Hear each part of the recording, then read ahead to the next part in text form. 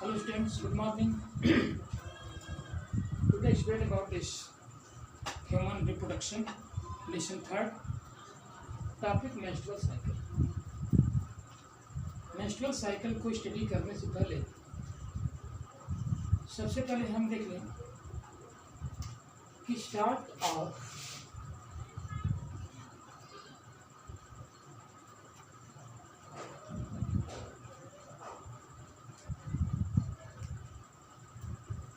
menstrual cycle is known as, नाम क्या दिया जाए, मेनार्की।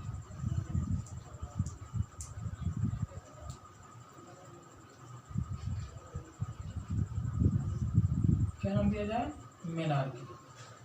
क्योंकि दो कंडीशन होती है, एक मेनार्की होती है और एक मेनोपॉज होती है। मेनोपॉज का मतलब कि ओवुलेशन रुक जाए, ठीक है। ये आपकी कंडीशन कब होती है, क्योंकि प्रीवियस लेक्चर में हमने आपको बताया होगा कि मेल जो होता है पूरे लाइफ टाइम तक जो है स्पर्म का फॉर्मेशन कर सकता है, लेकिन फीमेल के अंदर जो है ये आपका 45 to 50 ईयर्स तक ही ओवुलेशन होगा। और जब ये ओवरी से ओवा का ओवुलेशन रुक जाए तो उसको हम बोलेंगे मेनोपॉज, ठीक है। मेल और फीमेल में हमने ये बताया था, इसमें दो तरह कंडीशन मिलेगी हमको। एक जो है आपका स्पर्मेटोजेनेसिस और दूसरा नाम था oogenesis, ठीक है। इन दोनों में जो गेमेट्स बने थे, अरे भाई इसमें स्पर्मेटोजेनेसिस के थ्रू जो है मेल गेमेट बना, oogenesis के थ्रू जो है एक बना फीमेल गेमेट बना, ठीक है। लेकिन इन दोनों में डिफरेंट क्या है कि स्पर्मेटोजेनेसिस जो है मेल के अंदर एडल्ट के समय या प्यूबर्टी सिस्टम के समय जो है स्टार्ट होती है, जबकि फीमेल के अंदर oogenesis की प्रोसेस जो होता है ये कब से स्टार्ट होती है, फ्रॉम द एम्ब्रियोनिक डेवलपमेंट या फिटस से ये स्टार्ट हो जाती है। एम्ब्रियोनिक डेवलपमेंट से प्राइमरी फॉलिकल सेल्स का बनना, जिसमें टोटल प्राइमरी फॉलिकल सेल्स बने आपके जो है 60,000 to 80,000, ठीक है। लेकिन अब इसमें 60,000 to 80,000 तो प्यूबर्टी होने के साथ साथ उस समय तक इसमें से जो होते हैं कुछ जो है डैमेज हो जाते हैं, ठीक है। और जो बचते हैं तो प्राइमरी फॉलिकल सेल्स को क्या कर दिया गया कि प्राइमरी फॉलिकल सेल्स को जो है अरेस्ट कर लिया गया, कहाँ पे, मियोसिस फर्स्ट के प्रोफेज फर्स्ट में। क्योंकि कब ये प्राइमरी से सेकेंडरी oocyte, तो सेकेंडरी oocytes जो है अभी जो है कंप्लीट नहीं बना, ठीक है। तो अब यहाँ से जो है दो कंडीशन मिल रही है, स्पर्मेटोजेनेसिस और oogenesis, ये एडल्ट के समय जो होती है स्टार्ट होती है। और इसको स्टार्ट करने वाला हार्मोन्स जो होता है मेल के अंदर, दो तरह कंडीशन बताए थे ना कि मेल के अंदर जिसमें कि आपका हाइपोथैलेमस, तो हाइपोथैलेमस जो है एक हार्मोन रिलीज कर रहा है GnRH, ये सब लोग जानते हैं। प्रीवियस वीडियो में हमने बताया था GnRH गोनाडोट्रोपिन रिलीजिंग हार्मोन, और ये एक्ट करेगा किस पे एक्ट करेगा, ये एक्ट करेगा जो है पिट्यूटरी ग्लैंड के इंटीरियर पार्ट पे, और वहाँ इंटीरियर पार्ट से रिलीज कराएगा FSH और LH, जिसमें LH जो था लेडिक सेल पे काम कर रहा है, और फॉलिकल सेल्स जो है फॉलिकल स्टिमुलेटिंग हार्मोन्स कहाँ से एक्ट कर रहा है, सर्टोली सेल्स पे। सर्टोली सेल्स पे एक्ट करके जो है क्या कर रहा है, क्या कंडीशन हो रही है कि सर्टोली सेल्स पर एक्ट करके ये जो है ये क्या बना रहा है, स्पर्मियोजेनेसिस को प्रमोट कर रहा है, जबकि लेडिक सेल पर LH जो है ये प्रमोट कर रहा है किसको, एंड्रोजन्स को रिलीज करा रहा है, टेस्टोस्टेरोन को रिलीज करा रहा है, जिससे कि मेल के अंदर सेक्सुअल कैरेक्टर जो है प्रमोट, ठीक है। इसलिए टेस्टोस्टेरोन को मेल सेक्स हार्मोन्स भी कहते हैं। ये पूरी प्रोसेस हम लोगों ने प्रीवियस वीडियो में पढ़ चुका। अब कंडीशन आती है कि मेंस्ट्रुअल साइकिल, तो मेंस्ट्रुअल साइकिल जो होती है जब स्टार्ट होती है मेंस्ट्रुअल साइकिल, तो उसको हम बोलेंगे मेनार्की, ठीक है। क्या नाम देंगे, मेनार्की, मेंस्ट्रुअल साइकिल। अब यही मेंस्ट्रुअल जो है अब साइक्लिक रूप में चलेगा, पर मंथ चलेगा, ठीक है। तो वो आपका 28 to 29 डेज की होती है। एक साइंटिफिक रीजन, 28 to 29 डेज, ठीक है। जबकि साइकिल स्टार्ट होती है आपका 3 to 5 डेज तक ब्लीडिंग होती है, इसको हम कहते हैं मेंस्ट्रुअल फ्लो, या उसी को मेंस्ट्रुअल फेज भी कहते हैं, मेंस्ट्रुअल फेज भी कहते हैं, जिसमें इंडोमेट्रियम क्या कर जाती है, रप्चर कर जाती है। उसमें एक का भी कुछ पार्ट होता है कि फर्टिलाइजेशन नहीं हुआ, एक का कांटेक्ट यदि स्पर्म से नहीं हुआ तो 48 आवर्स के बाद जो है एक हमारा क्या कर जाएगा, एलाइव हो जाएगा, ठीक है, डैमेज हो जाएगा, ठीक है। लेकिन उसके पहले 24 आवर तक तो लाइव रहेगा वो, ठीक है। तो उसके भी पार्ट इसमें होते हैं इंडोमेट्रियम में।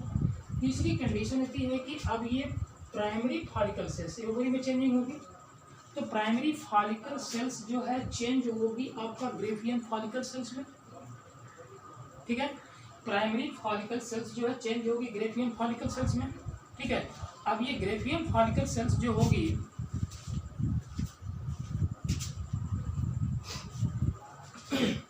ग्रेफियन फॉलिकल सेल्स जो होगी, अब ये क्या करेगी, क्योंकि ग्रेफियन फॉलिकल सेल्स जो है मैच्योर फॉलिकल सेल्स है, प्राइमरी फॉलिकल सेल्स बनेगी, सेकेंडरी फॉलिकल सेल्स बनेगी, टर्शियरी फॉलिकल सेल्स बनेगी, अब तब जाकर के मैच्योर ग्रेफियन फॉलिकल सेल्स बनेगी। फर्टिलाइजेशन हुआ तब तो इंडोमेट्रियम बनी रहेगी, यदि फर्टिलाइजेशन नहीं होगा तो एंडोमेट्रियम क्या कर जाएगी, रप्चर कर जाएगी। और इसमें हार्मोन्स, ये ओवरी के हार्मोन्स होते हैं और पिट्यूटरी ग्लैंड्स के हार्मोन्स होते हैं, ठीक है।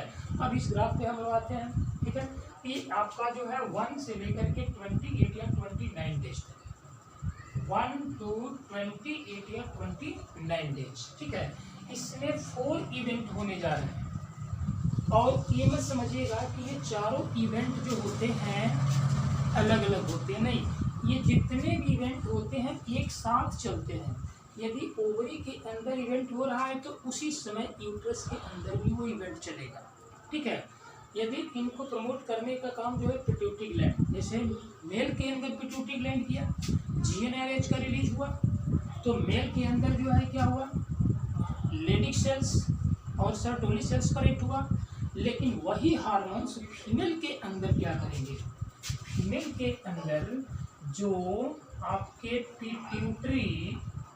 पिट्यूटरी ग्लैंड से ये 2 हार्मोन्स का रिलीज सिक्रीशन हो रहा है, कौन करा रहा है, हाइपोथैलेमस करा रहा है। क्या हार्मोन से कर रहा है, GnRH किस पे करेगा, पिट्यूटरी ग्लैंड के एंटीरियर पार्ट पे यूज करेगा, ठीक है। और यहाँ से ये रिलीज होगा LH और उसके बाद FSH, ठीक है। तो LH जो होता है ये क्या करता है, ओवुलेशन कराएगा, ठीक है। क्या करेगा, ओवुलेशन करेगा, क्योंकि इसका जो है लेवल जब सर्च करेगा, ठीक है, तो ग्रेफियन फॉलिकल सेल्स की जो ग्रेन्युलोसा सेल्स होती है वो रप्चर कर जाएगी, और रप्चर करने के बाद जो है ओवरी से ओवा क्या कर जाएगा, रिलीज हो जाएगा, जिसको हम सेकेंडरी oocyte बोलेंगे, ठीक है। लेकिन वो कम्प्लीटली अभी रूप से ओवा नहीं है, वो इनकम्प्लीटली रूप से है, ठीक है। अब कंडीशन आती है आपका जो है follicle stimulating hormone, follicle stimulating hormones जो है एक्ट करेगा ओवरी के अंदर, जिसका नाम है फॉलिकल सेल्स, और फॉलिकल सेल्स को बार बार ये प्रमोट करेगा क्या होने के लिए, बनने के लिए, ठीक है। और फॉलिकल सेल्स बनेगी तो प्राइमरी फॉलिकल सेल्स बनेगी, सेकेंडरी फॉलिकल सेल्स बनेगी, टर्शियरी फॉलिकल सेल्स बनेगी, ग्रेफियन फॉलिकल सेल्स में चेंज हो जाएगा, ठीक है। लेकिन जब ये ग्रेफियन फॉलिकल सेल्स में चेंज होगा तो फॉलिकल सेल्स या ग्रेन्युलोसा सेल्स, ये दोनों जो होती है क्या करती हैं, एक तरह के हार्मोन्स का सिक्रेशन करती हैं, जिसका नाम क्या है, एस्ट्रोजन। क्या नाम है, एस्ट्रोजन। एस्ट्रोजन एक ऐसा हार्मोन्स है, इसको हम फीमेल सेक्स हार्मोन्स कहते हैं, क्योंकि फीमेल के अंदर जो चेंजिंग आती है वो किसकी रिस्पॉन्सिबिलिटी होती है, एस्ट्रोजन की रिस्पॉन्सिबिलिटी होती है, ठीक है। तो इस तरह की कंडीशन जो होती है आपका क्या होता है, फीमेल के अंदर हो रहा है, ठीक है। और मेल के अंदर तो आपको हम बताए ही हैं, ठीक है। अब कंडीशन आती है मेंस्ट्रुअल साइकिल की, थोड़ा इस ग्राफ को देखते हैं, क्योंकि मेंस्ट्रुअल साइकिल में कितने फेज होते हैं, 4 फेजों में उसको डिवाइड कर दिया गया, 4 फेज हो गए उसके, कौन कौन, एक फेज आपका हो गया मेंस्ट्रुअल फेज,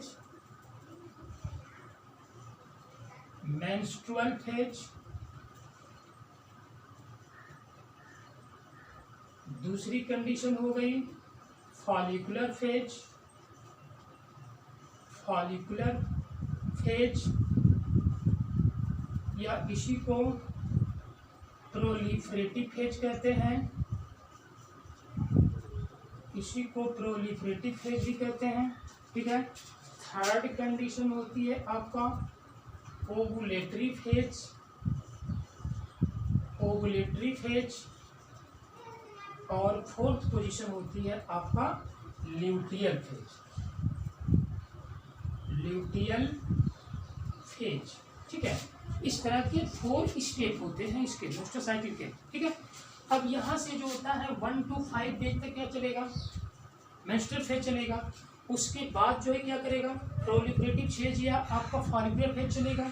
उसके बाद 15 से आपका जो है 14 और 15 के बीच क्या होगा, ओवुलेटरी फेज होगा। 15-16 के बाद जो होगा क्या हो गया, ल्यूटियल फेज हो गया। ठीक है। अब इसमें जो है पॉइंट चलते हैं हम जो है पिट्यूटरी ग्लैंड, क्योंकि ये पिट्यूटरी ग्लैंड से हार्मोन्स का सिक्रीशन हो रहा है, और यहाँ पर जो हार्मोन्स का सिक्रीशन हो रहा है वो ओवरी से हो रहा है। ठीक है। एक पिट्यूटरी से हो रहा है और एक ओवरी से हो रहा है। ठीक है। ये जो है हार्मोन्स रिस्पॉन्सिबल होता है इन सब पे। ठीक है। क्योंकि पिट्यूटरी ग्लैंड के इंटीरियर पार्ट से जब ये रिलीज करेगा फॉलिकल स्टिमुलेटिंग हार्मोन्स या ल्यूटिनाइजिंग हार्मोन्स, तो देखिए यहाँ पर ये फॉलिकल स्टिमुलेटिंग हार्मोन्स का लेवल है, ये फॉलिकल स्टिमुलेटिंग हार्मोन्स का लेवल है, ये जो है आपका ल्यूटिनाइजिंग हार्मोन्स का लेवल है। ठीक है। यहाँ पे हमने बताया ओवेरियन हार्मोन्स, ये एस्ट्रोजन का लेवल है। उसके बाद ये नीचे वाला पोर्शन जो है क्या है, ये ग्राफ दिखा रहा है प्रोजेस्टेरॉन का लेवल। ठीक है। प्रोजेस्टेरॉन का लेवल। ठीक है। तो अब कंडीशन ये होती है कि जो पिट्यूटरी हार्मोन्स है, फॉलिकल स्टिमुलेटिंग हार्मोन्स और ल्यूटिनाइजिंग हार्मोन्स, तो उसी समय ओवेरियन हार्मोन से आपका एस्ट्रोजन और प्रोजेस्टेरॉन ये भी सेक्रेट होंगे, क्योंकि उनको जो है मेच्योर करना है, उनको डेवलप करना है। ठीक है। तो अब कंडीशन होगी कि फॉलिकल सेल्स इस पे एक्ट करेगा, फॉलिकल स्टिमुलेटिंग हार्मोन्स, ये एक्ट करेगा फॉलिकल सेल्स पर। ठीक है। ये फॉलिकल सेल पे एक्ट करेगा, और फॉलिकल सेल पे एक्ट करके जो है फॉलिकुलर मतलब प्राइमरी फॉलिकल सेल्स बनाएगा। ठीक है। अब ये प्राइमरी फॉलिकल सेल्स जिसमें सेकेंडरी, टर्शियरी और Graafian, mature Graafian follicle sales बनेंगे। ठीक है। अब ये mature Graafian follicle sales already क्या कर गया, अब ये मैच्योर हो गया। ठीक है। प्राइमरी बना, सेकेंडरी बना, टर्शियरी बना। ठीक है। उसके बाद मैच्योर फॉलिकल सेल्स बन गए, ग्रेफियन फॉलिकल सेल्स। अब ग्रेफियन फॉलिकल सेल्स तो यहाँ तो लेवल इसका कांस्टेंट रहा, लेकिन अब यहाँ से लेवल इसका पिक करेगा। ठीक है। और पिक करने के बाद फिर ये डाउन हो जाएगा, फिर यहाँ से इस पोजीशन पर मतलब 14 डे पर ये जो है आ गया 14 डे। तो 14 डेज पर जो है ल्यूटिनाइजिंग हार्मोन्स का लेवल ज़्यादा सर्च कर जाएगा, और जब ये ज़्यादा सर्च करेगा तो फॉलिकल सेल्स जो ग्रेन्युलोसा सेल्स है वो क्या कर जाएगी, ये जो है कंप्लीटली रूप से रप्चर कर जाएगी। रप्चर करेगी तो इससे जो है सेकेंडरी oocyte या ओवम क्या कर जाएगा, रिलीज हो जाएगा। ठीक है। लेकिन अभी ये जो है सेकेंडरी oocyte ही है, अभी कंप्लीटली रूप से ओवम बना नहीं है। क्यों नहीं ओवम बना है, क्योंकि ये 82 सेकेंड के मेटाफेज सेकेंड में अभी अरेस्ट कर लिया गया है। ठीक है। क्योंकि इसके पास जो है अपना सेंट्रियोल नहीं है। जब ये स्पर्म आपके कांटेक्ट में आएगा तो उसके सेंट्रियोल को लेगा और अपने साइटोप्लाज्म को स्पर्म को दे देगा। ठीक है। तो उस कंडीशन में जाकर के 82 सेकेंड ये कंप्लीट करेगा। ठीक है। इसके पहले की जो कंडीशन होगी उसको केवल सेकेंडरी oocyte ही बोलेंगे, कंप्लीटली रूप से हम ओवा उसको नहीं कह सकते हैं। ठीक है। तो जब ये सेकेंडरी oocyte रिलीज हो गया तो उस कंडीशन में ओवुलेशन हो गया, इसी को हम ओवुलेशन कहेंगे कि ovary release of the secondary oocyte, this process that is known as ovulation. ठीक है। कितने डेट पर, 14 डेट पर। कब, जब आपका 1 to 28 डे की यदि मेंस्ट्रुअल साइकिल है तब, एक साइंटिफिक है। ठीक है।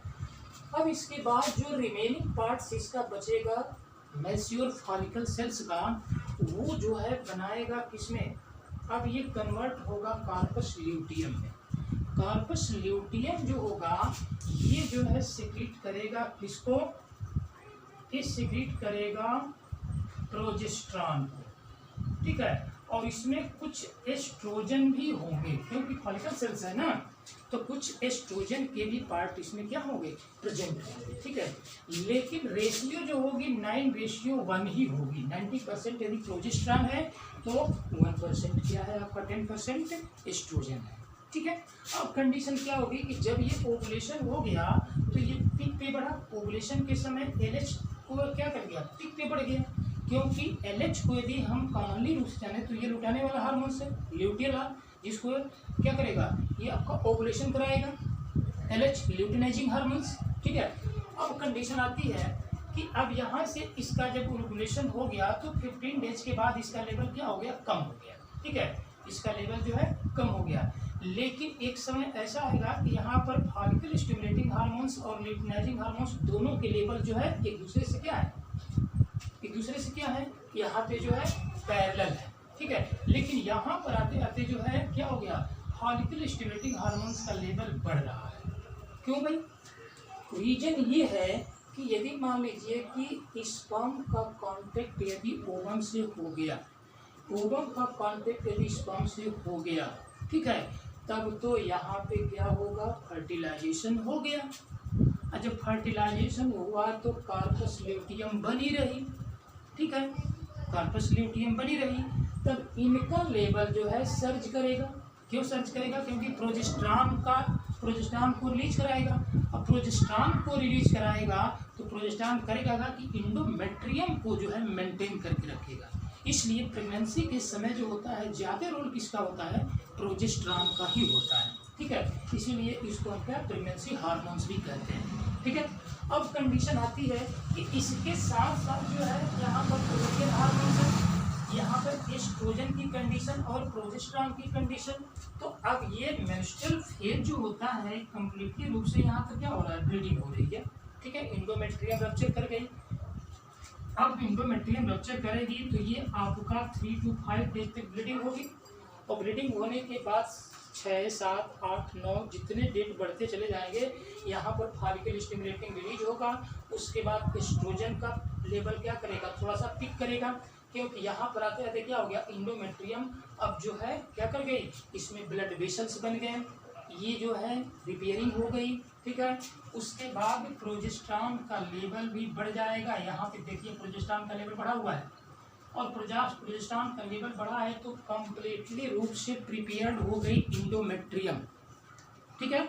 और अभी हमने बताया कि यदि फर्टिलाइजेशन हुआ तो कार्पस ल्यूटियम बनी रहेगी, ठीक है, और यदि फर्टिलाइजेशन नहीं हुआ तो कार्पस ल्यूटियम क्या कर जाएगी, रिग्रेसिव हो जाएगी, ठीक है, डैमेज हो जाएगी, उसका कोई मतलब नहीं रहा, ठीक है। अब कंडीशन ये होती है कि बाय द वे फर्टिलाइजेशन हो गया तब तो ये इंडोमेट्रियम बनी रही, अब इसको मेंटेन करने का काम जो है कार्पस क्या प्रोजेस्टेरॉन करेगा, ठीक है।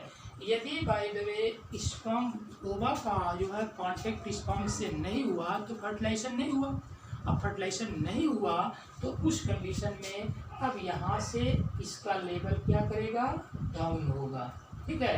देख रहे हैं ना, इसका लेवल, इसका प्रोजेस्टेरॉन का लेवल डाउन हो रहा है, ठीक है। और जब प्रोजेस्टेरॉन का लेवल डाउन होगा तो फॉलिकल स्टिमुलेटिंग हार्मोन्स का लेवल क्या करेगा, बढ़ेगा, ठीक है। प्रोजेस्टेरॉन का लेवल डाउन होगा कब, जब फर्टिलाइजेशन नहीं होगा, फर्टिलाइजेशन होगा तब तो प्रोजेस्टेरॉन का लेवल क्या कर जाएगा, सर्ज कर जाएगा, ठीक है। तो उस कंडीशन में अब यहाँ पे इसका लेवल डाउन हुआ तो इसका लेवल क्या कर गया, सर्ज कर गया, ठीक है।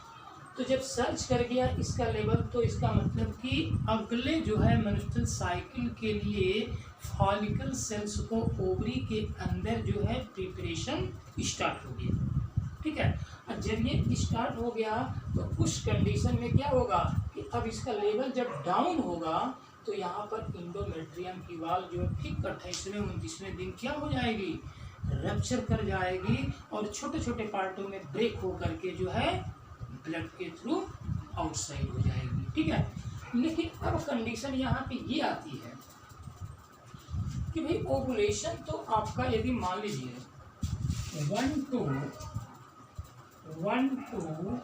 28 डे का हो तो ओवुलेशन जो है ठीक जो है 14 डे पर होने जा रहा है। 1 to 28 डे की यदि मेंस्ट्रुअल साइकिल है तो ओवुलेशन जो है 14 डे पर होगा। ओवुलेशन के बाद की स्टेज जो होती है ये कांस्टेंट होती है, इधर की स्टेज जो होती है डिसबैलेंस होती है, ठीक है। तो ये तो 14 इधर तो 14 इधर, ठीक है। कब? जब 28 डे की मेंस्ट्रुअल साइकिल हो तब, ठीक है। लेकिन अब यहाँ से 1 2 अब ये 26 डे की मेंस्ट्रुअल साइकिल हो तो ओवुलेशन कब होना चाहिए? अब 26 माइनस 14, 26 माइनस 14, तो कंडीशन क्या हो जाएगी कि अब ये जो है ये 12 डे पर होगी, ठीक है। तब ये 14 डे पे नहीं ओवुलेशन होगा, तब ठीक 12वें दिन जो है ओवुलेशन हो जाएगा। यदि मान लीजिए कि 1 2 34 डे की यदि मान लीजिए कि मेंस्ट्रुअल साइकिल हो, तब वहाँ पर ओवुलेशन कब होगा? इस बात का पता कैसे करेंगे? -14 आप क्या कर देंगे, उसमें माइनस कर देंगे, ठीक है। तो -14 तो क्या कंडीशन हो जाएगी? तो अब यहाँ कंडीशन हो जाएगी कि अब ये जो है 20 डे पे कर जाएगी। 20 मतलब 20वें दिन जो होगा क्या होगा? ओवरी से ओवा रिलीज होगी, ठीक है। लेकिन अब कंडीशन ये होगी कि 14 डेज पर यदि ओवुलेशन हो रहा है तो 14 15 16, ठीक है। 14 15 16 मतलब 24 to 48 आवर, इतने दिन जो है क्या करेगा आपका, इतने घंटे जो है आपका ओवा लाइव रहेगा। नहीं तो यदि इस डेट के अंदर यदि फर्टिलाइजेशन की पॉसिबिलिटी बनती है, ठीक है, इस डेट के अंदर यदि हम टेस्ट करें, ठीक है, तो उस कंडीशन में ओवा का कांटेक्ट स्पर्म से किया जा सकता है। ओवा का कांटेक्ट जो स्पर्म से होगा तो फर्टिलाइजेशन की पॉसिबिलिटी बढ़ेगी। लेकिन वही जो है 16 के बाद 17 18 90 डे पर यदि करते हैं आप या उसके और आगे करते हैं तो यहाँ पर फर्टिलाइजेशन की पॉसिबिलिटी नहीं बनेगी। क्यों नहीं बनेगी? क्योंकि अभी हमने बताया कि 24 टू मतलब ओवुलेशन से 24 to 48 आवर तक ही ओवा क्या होती है, लाइव रहती है, ठीक है। उसके बाद तो वो डिस्ट्रॉय कर जाएगी, ठीक है। तो इस कंडीशन में आपका तो यहाँ पर मेंस्ट्रुअल साइकिल बोल रहे हैं ना, इस तरह की कंडीशन जो होती है ये आपके कुछ जो है डॉक्टर कहते हैं हार्मोनल इफेक्ट होता है, ठीक है, जिसमें कि किसी फीमेल्स को अंदर प्रॉपर न्यूट्रिएंट्स नहीं मिला।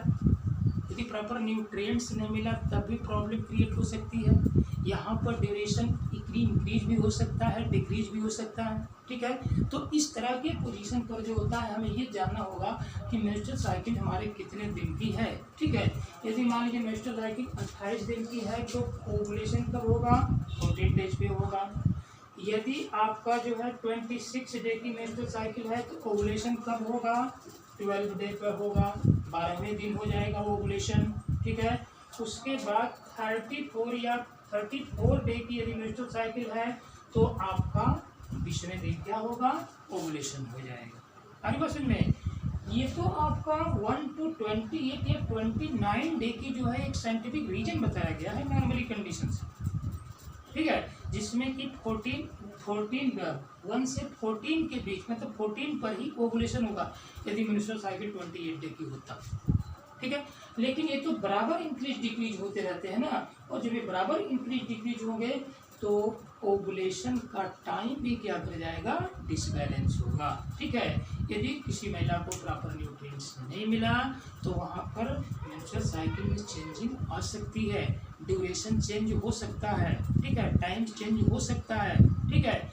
और उसी में आपका होता है ज़्यादा प्रॉब्लम क्रिएट होती है कि आप समझे कि 28 दिन की मेंस्ट्रुअल साइकिल है और उस फीमेल की जो है 26 डे की है तो 12वें दिन ओवुलेशन हो जाएगा, ठीक है। तो आपने इसके अनुसार जो है फर्टिलाइजेशन किया, ठीक है। अरे बस में सेक्स तो इसके अनुसार किया ना, लेकिन आपकी फीमेल के अंदर की मेंस्ट्रुअल साइकिल क्या है? 26 डे की है, तो यहाँ पर 12वें दिन क्या हो गया? ओवुलेशन हो गया। तो इस डेट पे यदि आपने कर दिया तो फर्टिलाइजेशन की पॉसिबिलिटी बन जाएगी। आई बात समझ में? इसलिए जो है इसी बेस पर डॉक्टर क्या करता है, प्रेगनेंसी के समय जो होता है इसी बेस पर डॉक्टर जो गाइनो होता है ये पता करता है कि भाई किस डेट से लिया जाता है ठीक है, कितने दिन की मेंस्ट्रुअल साइकिल है, कब ओवुलेशन हो रहा है, उसके अनुसार जो होता है वो डेट काउंट करके बता देगा कि यहाँ पर जो है इस डेट में डिलीवरी होगी इतने समय। आई बात में, क्योंकि डॉक्टर को ऐसा थोड़ी है कि वो जानता है, ठीक है, वो आप बताएंगे तो उसी पर वो डेट को करके बता देगा कि इतने दिन के बाद आप डिलीवरी होगी। ठीक है, तो इस तरह की कंडीशन होती है आपका जो है मेंस्ट्रुअल साइकिल की। ठीक है, कितने फेज आ रहे हैं, मेंस्ट्रुअल फेज, फॉलिकुलर या प्रोलिफरेटिव फेज, उसके बाद ओवुलेटरी फेज और उसके बाद ल्यूटियल फेज। यहाँ पे क्या कंडीशन है, 4 इवेंट होने जा रहे हैं। एक पिट्यूटरी ग्लैंड्स में इवेंट होने जा रहा है, उसके साथ साथ ओवरी में इवेंट हो रहा है। ओवरी हार्मोन्स का जो है लेवल इंक्रीज डिक्रीज करेगा और तब उसके साथ साथ जो है यूट्रस में भी इवेंट होगा। ठीक है, तो इस तरह की कंडीशन जो होती है मेंस्ट्रुअल साइकिल की होती है। Understand? Thank you students, bye.